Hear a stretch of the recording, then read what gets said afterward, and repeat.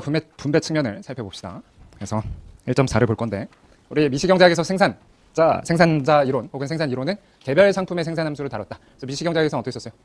뭐 생산자 이론에서 생산 함수라는 걸 상정하면서 함수는 항상 인과관계였죠. 인과관계. 그럼 뭐였어? 여기서는 항상 결과가 여기 앞에 함수 앞에 붙여져 있는 이름이 결과잖아. 생산량이 결과가 되는 거고 원인이 인풋이 되는 거지. 그래서 인풋에 즉 요소로서 노동과 자본을 얼마큼 투입하면 생산량이 얼마큼 생산되는가. 그래서 우리가 미시경제학에선 이렇게 살펴봤는데 이건 그냥 개별 기업을 살펴본 거지. 개별 기업, 특정 기업. 이게 미시경제학이야. 그리고 이 개별 기업의 생산 기술에 따라서 우리가 배웠던 생산 함수 뭐가 있어요? 뭐 레온티에프라든지 혹은 완전 대체라든지 콥더글라스라든지 이런 걸 배웠죠. 근데 이제는 거시는 뭐라고 했었지? 한 나라 전반적으로 살펴본다고 했어. 그럼 이 나라 자체를 그냥 공장으로 보는 거야. 이 나라 자체를. 그럼 나라 자체에 투입되는 요소 크게는 두 가지. 노동과 자본이 있을 것이고 그러면 역시 이 나라 자체, 나라를 하나의 공장으로 봤을 때 그 나라 공장 기술과 관련되는 생산 함수를 생각할 수 있겠지. 그래서 똑같이 겉보기에는 똑같아 보이는데 거시경제학에서는 얘를 뭐라고 한다? 총생산 함수라고 표현한다. 총생산 함수. 총에 붙었지. 총생산 함수. 그래서 나라 전반적으로 투입되는 노동량, 나라 전반적으로 투입되는 자본량에 따라서 총 산출, 총 공급이 결정이 되는 거고 이제 Q 대신에 Y로 표현하는 거지. Y로. 자, 그럼 마찬가지로 미시경제학에서 개별 기업의 생산 기술에 따라서 생산 함수가 달라졌던 것처럼 거시경제학에서도 생산 기술에 따라서 생산 함수를 다르게 쓸 수 있잖아. 근데 가장 표준적인 생산 기술은 뭐예요? 뭐지? 콥더글라스 생산 함수잖아. 그래서 거시경제학에서는 총 생산 함수로 거의 99.9% 뭐를 상정한다? 콥더글라스 생산 함수를 상정한다는 거야. 특히나 콥더글라스 생산 함수 중에서도 1차 동차 생산 함수. 자, 콥더글라스 생산 함수 1차 동차 생산 함수를 쓰면 어떻게 돼요? L의 알파, K의 베타. 이런 게 콥더글라스 생산 함수인데 1차 동차 생산 함수를 넣으면 얘네 두 개가 합해서 얼마가 돼야 된다? 1이 돼야 되고 그러면 베타를 얘네 두 개가 합해서 1이 된다는 걸 이 베타라고 쓰지 말고 L의 K의 1-알파 이렇게 써도 되겠지. 그치? 그래서 이제 거시경제학에서는 총 생산 함수를 상정할 때 99.9% 이런 콥더글라스 생산 함수를 상정한다. 근데 이제 미시랑 좀 다르게 거시에서는 뭐도 중요하냐면 총 요소 생산성이라고 해서 앞에 A라는 것도 이제 등장을 하게 돼요. 즉 뭐냐면 똑같은 노동과 자본을 투입하더라도 뭐가? 기술이 증가하면 생산량이 늘어나겠지. 그래서 그런 한 나라의 기술 수준을 포착하는 개념으로서 A도 고려를 한다. 그럼 선생님 왜 이런 1차 동차를 상정을 할까요? 1차 동차 콥더글라스. 1차 동차 콥더글라스를 상정하는 이유가 뭘까요? 뭘까? 뭔가 현실을 잘 설명해 줄 수 있다는 거지. 현실 어떤 걸 설명해 줄 수 있을까? 나중에 이제 성장론에서 잘 보겠지만 이 알파와 1-알파. 여러분들 알파 1-알파면 느낌이 뭘 나타내? 비중이지, 비중. 두 개가 합해서 1이 되면 비중이잖아, 비중. 그래서 사실 이제 알파라는 게 나중에 보면 알겠지만 노동소득 분배율과 관련돼 있고 그럼 나머지는 자본소득과 관련돼 있다. 그래서 이런 것도 잘 설명하기 때문에 거시경제학에서는 이 1차 동차 콥더글라스 생산 함수를 상정을 한다는 거죠. 자, 그래서 다시 돌아와서 썼어? 다? 자, 안 써도 돼. 어차피 다 책에 있는 거다. 자, 거시경제학에서는 경제 전체의 총 생산물 GDP를 생산하는 총 생산 함수를 고려하게 된다. 한 경제 내 자원을 우리나라 경제 내 자원, 노동과 자본 다 총체적으로 활용했을 때 이제 GDP가 생산이 된다는 거죠. 생산에 투입되는 요소는 당연히 현실에서는 더 다양하지만 그냥 간단하게 노동 아니면 자본이다. 사실 그냥 노동 외의 나머지 요소를 그냥 자본이라고 생각해도 돼. 노동 외의 나머지 요소를 다 자본. 그래서 물적 자본, 뭐 지식 자본 이런 거 다 포함해서 그냥 노동 외의 나머지를 다 자본이라고 생각하면 된다. 그래서 총생산 함수는 이렇게 표현할 수 있고 당연히 변수는 이제 유량 변수니까 일정 기간 동안의 실질 생산물이 된다. 실질 생산물. 실질 생산물이 뭘까? 실질 생산물이 뭐지? 이것도 여러분들 어려운 개념 중에 하나인데 실질 생산물이니까 생산된 만큼 뭐가 있겠어? GDP가 있겠지. 그러면 저번 시간에 여러분들이 배웠던 게 명목 GDP가 있고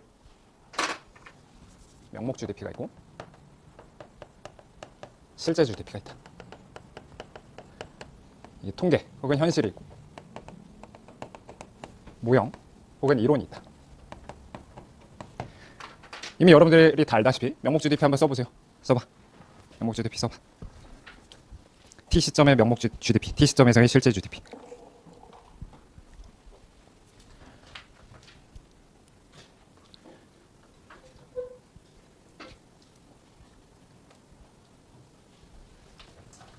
아까도 썼듯이 PT, QT 다 더한다. 그리고 P0, QT 다 더한다. 이게 이제 명목 GDP, 실제 GDP죠. 통계 혹은 현실인데 모형에서는 어떻게 하냐? 모형에서는 실제 GDP를 Y라고 쓰고 거기에다 뭔가 물가를 곱한 거를 명목 GDP라고 해. 이제 앞으로 모형 혹은 이론에서 실제 GDP 하면 그냥 Y가 실제 GDP고 명목 GDP 하면 거기다 물가를 곱한 걸 명목 GDP라고 표현한다. 그냥 뭔가 기준연도 가격 체계를 1이라고 생각해도 돼. 기준연도 가격 체계를 1이라고 생각하면 된다. 그래서 이제 앞으로 이론 혹은 모형에서 실제 GDP 하면 Y, 명목 GDP 하면 P 곱하기 Y, P 곱하기 Y. 자, 여기서 총 생산 함수는 다음과 같이 쓸 수 있다는 거죠. 그래서 Y는 일정 기간 동안의 실제 생산물, 당연히 K는 일정 기간 동안에 투입된 자본량, 투입된 노동량이 되겠죠. 그래서 이제 생산 함수 여기 나와 있듯이 이 구체적인 함수 형태는 노동과 자본을 결합하는 방식이고 당연히 기술에 따라서 달라질 것이다. 그래서 구체적으로 아까도 말했다시피 가장 많이 상정하는 총 생산 함수는 이런 1차 동차 곱더블러스 생산 함수를 상정을 한다. 자, 거시 내가 전에 얘기했었지. 거시는 사실 내가 쓸 능력이 안 돼서 여러 교수님들 교과서 긁어 붙이는 거라서 물론 쓸 능력이 되지만 붙이는 거라서 약간 오타 같은 것도 있고 띄어쓰기도 좀 잘못된 거 있을 수 있는데 이해해 주세요. 이해 안 하면 어쩔 수 없고. 자, 넘어가고. 여기까지 질문 없죠? 자, 다음 이제 생산 함수로부터 한계 생산을 정의할 수 있대. 여러분들 한계 생산을 배웠죠? 어떻게 배웠어요? 한계 생산 뭐였지?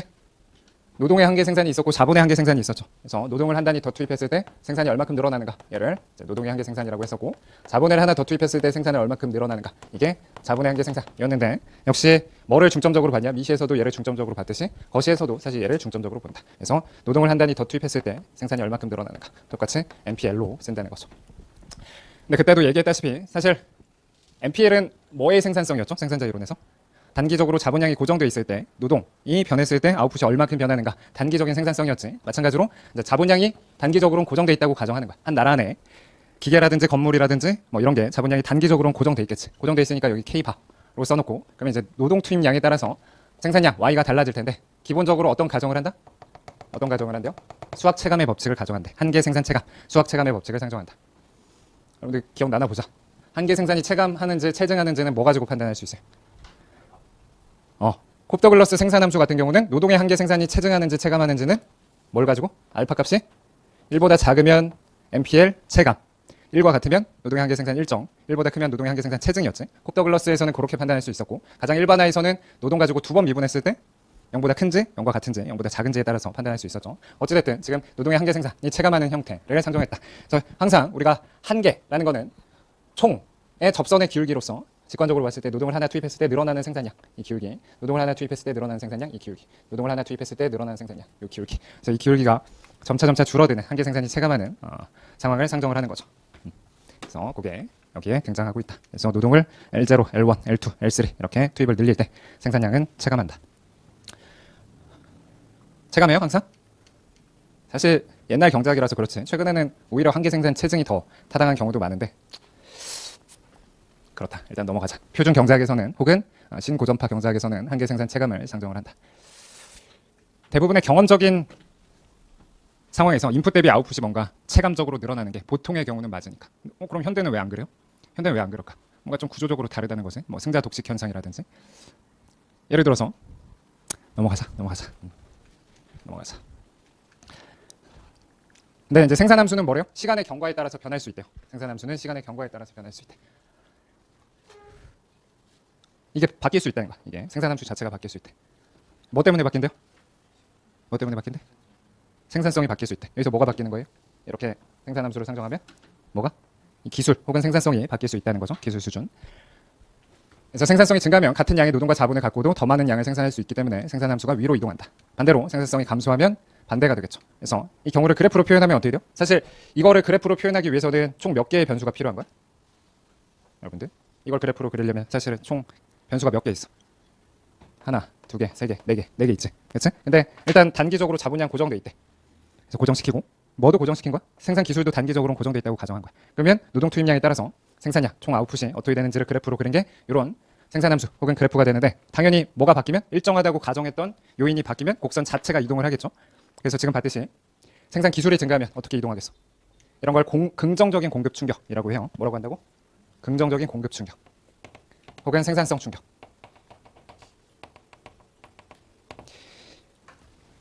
긍정적인 공급 충격이 있으면 동일한 노동을 투입하더라도 생산이 늘어날 테니까 이렇게 생산함수가 상방으로 이동할 것이다.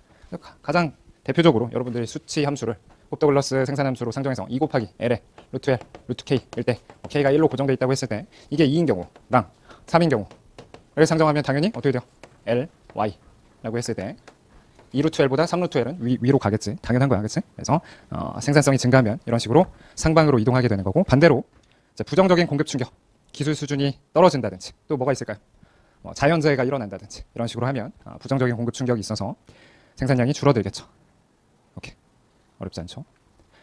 자, 이러한 생산함수상의 변화를 공급 충격 또는 생산성 충격, 방금 설명했듯이 생산성 충격이라고 한다. 그래서 이걸 뭐라고 한다? 공급 충격, 생산량 충격은 자본량, 노동량 변화 없이 생산량의 변화를 가져다주는 요인들을 일컫는다. 한마디로 이 A 값이 바뀌거나 이러면 그게 공급 충격 혹은 생산성 충격이 되는 거죠. 기습 질문. 여러분들 어제 경기 변동이 뭐라고 했었죠? 경기 변동? 경기 변동이 뭐라고 했어? 뭔가 GDP가 늘어났다 줄어들었다, 늘어났다 줄어들었다, 추세를 제거했을 때 늘어났다 줄어들었다, 혹은 호황과 불황을 반복하는 게 경기 변동이라고 했었잖아. 그치? 그러면 사실 고전학파 측면에서는 그런 경기 변동이 왜 발생하느냐 하면 뭐를 중시하니까? 공급을 중요하게 생각하니까 이런 공급 충격, 생산성 충격 때문에 경기 변동이 발생한다라고 생각하는 거고, 케인즈는 뭐라고 주장하겠어? 아니야. 그런 거 상관없이 갑자기 기업가들이 심리가 위축돼서 투자를 줄인다든지 소비자들의 소비 심리가 악화돼서 소비를 줄인다든지 이런 식으로 수요가 줄어서 경기가 변동한다라고 생각하는 게 케인즈 쪽이라고 볼 수가 있겠죠. 자, 그래서 공급 충격 예는 여러 가지가 있겠으나 예를 들어서 부정적인 공급 충격은 아까도 말했다시피 자연재해, 가뭄, 홍수 이런 거. 그래서 사실 요새는 좀 다르긴 하지만 요새도 그렇긴 하지. 만약에 홍수가 났다. 우리 작년에 어땠어? 여러분들 기억날지 모르겠지만 작년에 비가 엄청 왔어. 특히나 막 뉴스에 나왔던 데가 바로 여기야. 기억나? 여기 막 차 둥둥 떠다니고 했던 데가 바로 여기 강남대로란 말이야.